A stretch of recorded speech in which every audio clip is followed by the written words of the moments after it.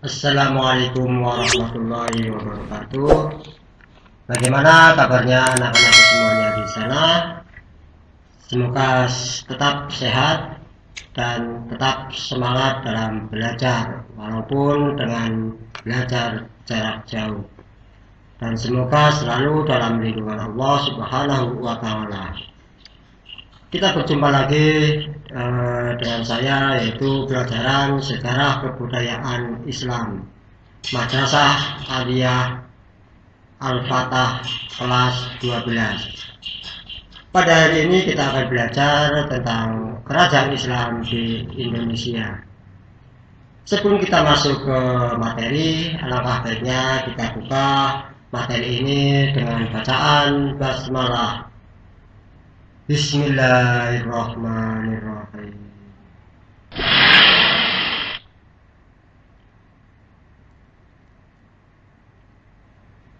Ya, untuk kompetensi dasarnya yaitu menghayati nilai Islam dalam membentuk sikap cinta tanah air dan bela negara.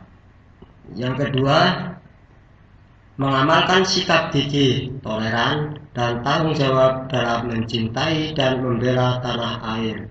Yang ketiga, menganalisis sejarah kerajaan Islam di Indonesia. Dan yang terakhir, menyimpulkan keterkaitan sejarah kerajaan-kerajaan Islam dengan pembentukan sikap cinta tanah air dan bela negara di Indonesia.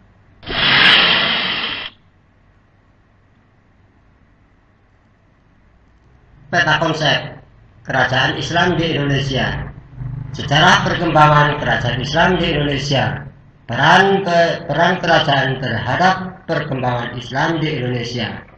Dari sejarah perkembangan kerajaan Islam di Indonesia melingkupi kerajaan Islam di Sumatera, kerajaan Islam di Jawa, kerajaan Islam di Kalimantan atau Banjar, dan kerajaan Islam di Goa dan Palu, dan kerajaan Islam di Ternate. Yang terakhir, kerajaan Islam di Nusa Tenggara.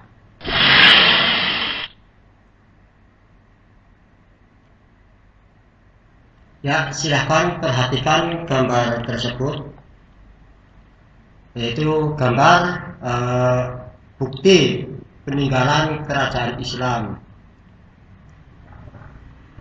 Berbagai jenis dan bentuk benda maupun artefak sebagai bukti kehadiran agama Islam di seluruh wilayah Indonesia.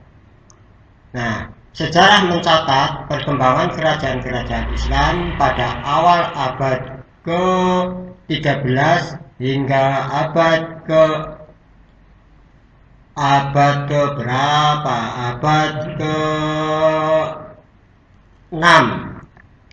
ada di bumi Indonesia, mulai dari kerajaan Samudra Pasai di Aceh, Pulau Sumatera, kerajaan Demak, Mataram di Pulau Jawa, hingga Kesultanan Goa dan Palu, yaitu di Sulawesi. Nah, untuk keberadaan kerajaan dan kesultanan Islam memberi dampak yang luas terhadap perkembangan agama Islam dan terbentuknya sosial budaya masyarakat Indonesia.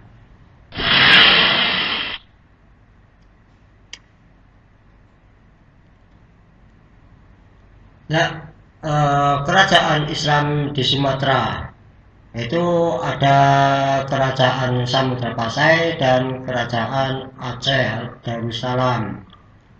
Agama Islam di Indonesia dapat berkembang dengan pesat, diantaranya melalui kekuasaan. Hal ini mendukung semakin luasnya ajaran Islam secara perlahan-lahan tapi pasti. Agama Islam mulai dianut oleh para penguasa pelabuhan lokal. Islam telah memberikan identitas baru sebagai simbol perlawanan terhadap penguasa pusat yang hidup di pedalaman. Dari kerajaan kecil berbasis maritim, kemudian agama Islam berkembang dan menyebar lebih luas sampai jauh ke pelosok negeri, sehingga bermunculan kerajaan-kerajaan Islam yang menjadi penyelenggara kekuatan dakwah Islam di Indonesia. Nah, ini contoh salah satu kerajaan Islam di Sumatera, yaitu kerajaan Samudra Pasai dan kerajaan Aceh Darussalam.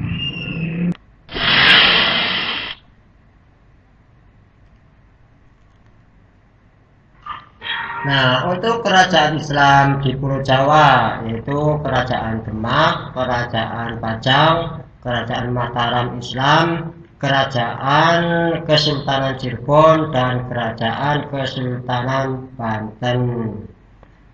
Untuk kerajaan Demak diakui sebagai kerajaan Islam pertama di Jawa. Kerajaan Demak didirikan oleh Raden Fatah, yaitu pada tahun 1500 hingga 1518 Masehi.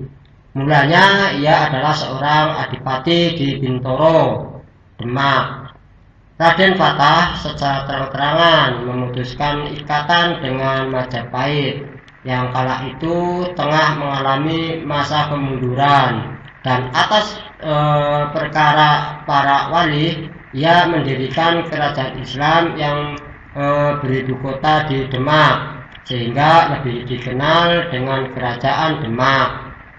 Kesuksesan Kerajaan Demak lepas dari kekuasaan Majapahit yang sedang mengalami konflik internal kekuasaan. Perang saudara yang dikenal dengan Perang Paregeng yang sangat memperlemah kekuatan Majapahit. Dari Kerajaan Demak mencapai puncak kejayaannya pada masa Sultan Trenggono.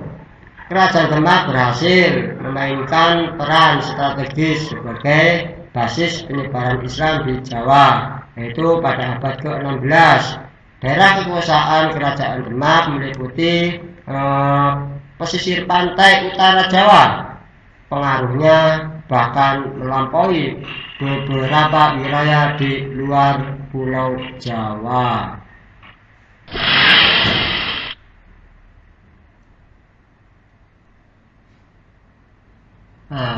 Kerajaan Islam di Kalimantan. Walau tidak banyak literatur yang menjelaskan tentang sejarah keberadaan Islam di Kalimantan, namun paling tidak bisa memberikan titik terang tentang keberadaan Kerajaan Daha atau Banjar. Pada awal abad ke-16, Islam masuk ke Kalimantan Selatan, yaitu di Kerajaan Daha atau Banjar, yang waktu itu beragama Hindu.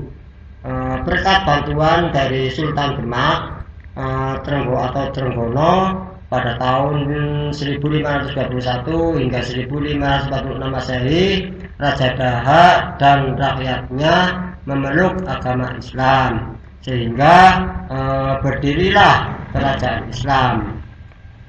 Banjar dengan raja pertamanya yaitu Pangeran Samudra yang bergelar Pangeran Suryanullah atau Suryansah. Setelah naik tahta, daerah-daerah sekitarnya mengakui kekuasaannya, yakni daerah Batangla, Sukaciana, Sambas, dan Sambangan. Kemudian setelah itu di Kalimantan Timur atau Kutai. Pada tahun 1575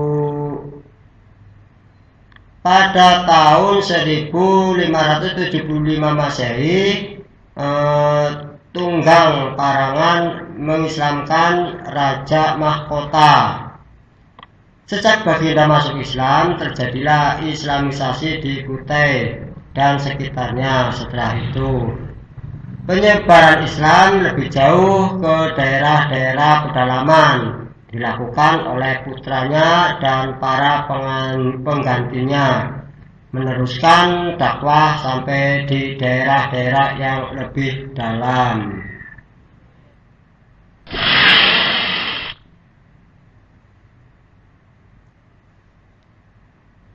Nah, selanjutnya kerajaan Goa Talo.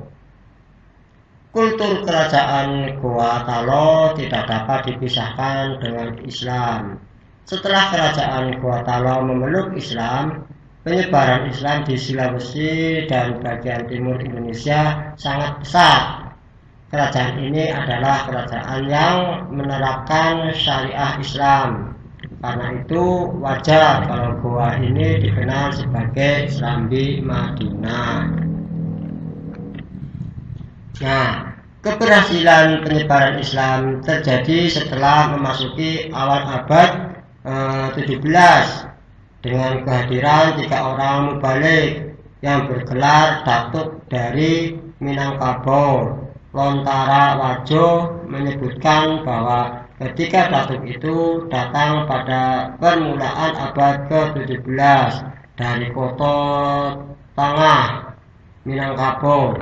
Mereka dikenal dengan nama Datuk Telue atau Bugis atau Datuk Talua Makassar, yaitu 1 Abdul Mahmud Khatib Tunggal yang lebih populer dengan nama Datuk Ri Bandang. Yang kedua Sulaiman Khatib atau Khatib Sulung yang lebih populer dengan nama Datuk Patimang. Nah, yang ketiga Abdul Jawad Khatib Bungsu yang lebih dikenal dengan nama Datuk Ritiro.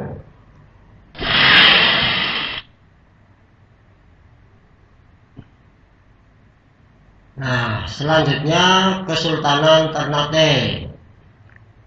Kesultanan Ternate atau Kerajaan Kapi adalah salah satu dari 4 kerajaan Islam di Maluku dan merupakan salah satu kerajaan Islam tertua di Nusantara, yaitu pada didirikan oleh Bab Masyhur Malamo pada tahun 1257.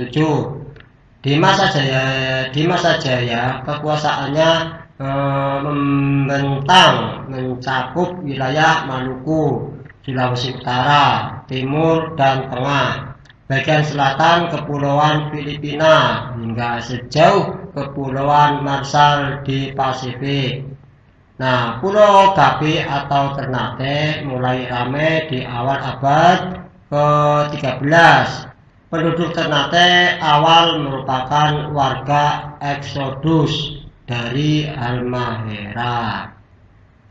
Nah, pada awalnya di Ternate terdapat 4 kampung yang masing-masing dikepalai oleh seorang momole atau kepala marga.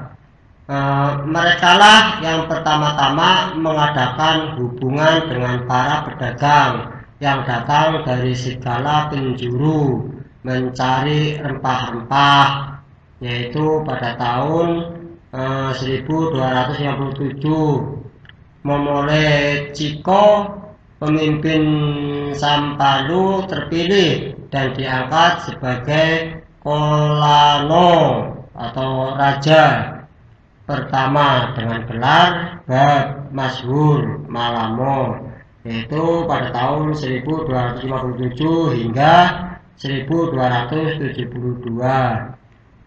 Untuk kerajaan Kapi berpusat di Kampung Ternate yang dalam perkembangan selanjutnya semakin besar dan ramai sehingga oleh penduduk disebut juga sebagai Gamlamo atau Kampung Besar dan atau Gama Lama.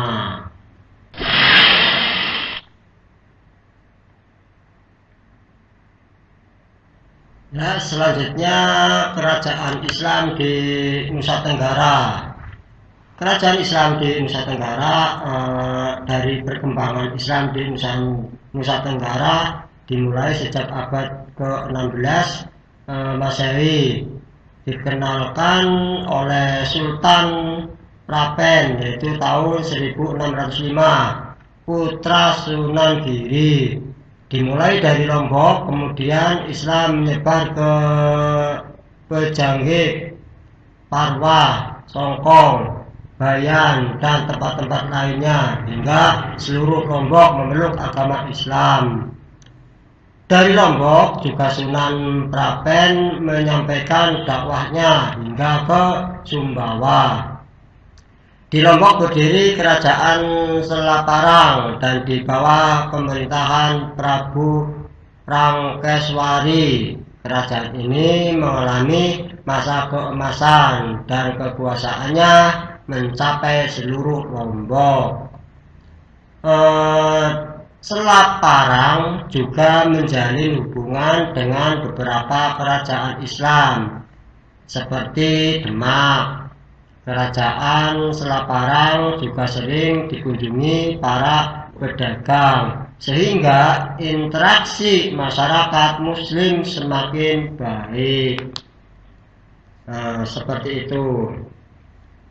Dari materi pada hari ini, yaitu tentang kerajaan Islam di Indonesia, kiranya cukup sampai di sini saja dulu.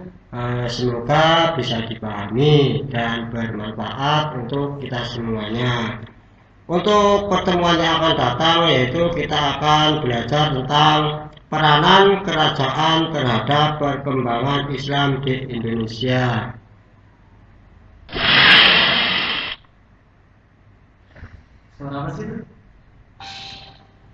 Marilah kita akhiri pertemuan pada hari ini dengan membaca hamdalah.